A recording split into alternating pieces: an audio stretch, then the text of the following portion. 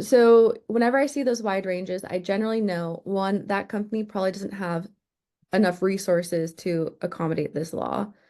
And two, they have very paranoid leaders. So what I mean by that is if they don't have like a person, like a recruiting ops person to manage their ranges, what we see is they dump these really wide ranges into their ranges to be compliant, because they probably do have a very sophisticated and complex internal job architecture, and they don't know how to actually get it loaded to their HRIS so that they can like accommodate it. Not a good excuse, by the way, but kudos for them trying to do something. Or for the paranoid leaders, and I run into this all the time with engineers, like if I put the range up, I'm not going to get the talent I want. And that's because of this concept that we call evergreen recs. Evergreen recs is when a team puts out an open, if for anyone doesn't know, it's an open requisition. They'll put out like software engineer, and there's no level on it because they just want the market at large to know that they want good engineering talent. And so they just hope that a really great principal engineer applies, maybe a couple senior. They just want everyone to kind of dump into this portal. But if you put out these ranges, they're worried that they're not going to get very senior people because they're going to self-select out. And so when I see these pay ranges, I think of it as a guidance to your median, like something that you can know about how teams are thinking about these ranges is they want to be realistic, but they want to capture the broad market.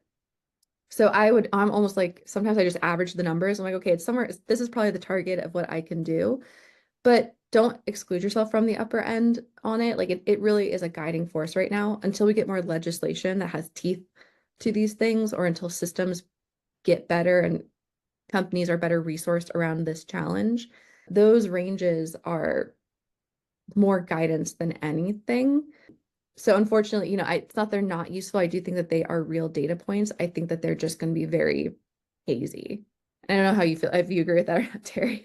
No, I totally agree. And I would add, we talked about this a little bit, not only the ranges, are there for those reasons, you also know the job descriptions, the way they're written are also, they also encompass early career job. I'm exaggerating a little bit too, someone who's, in a more very senior level role. And it's usually like 3 or 4 jobs in one.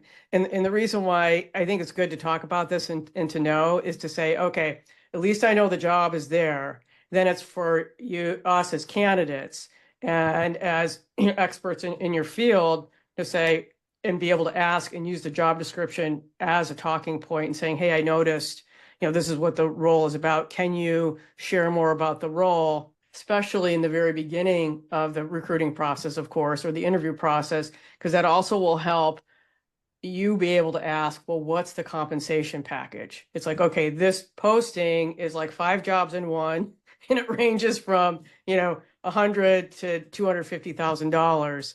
And so, to Caitlin's point, I kind of look at it as a conversation starter. And it also Mhm. shows that no matter what your level is, that you're a leader, that you're looking at what's your future impact and saying, hey, I want to work for this company. Here's all the things that you're saying that you need. Tell me more about it, about this specific job, and tell me exactly what the compensation package is for this, because I'd love to learn more.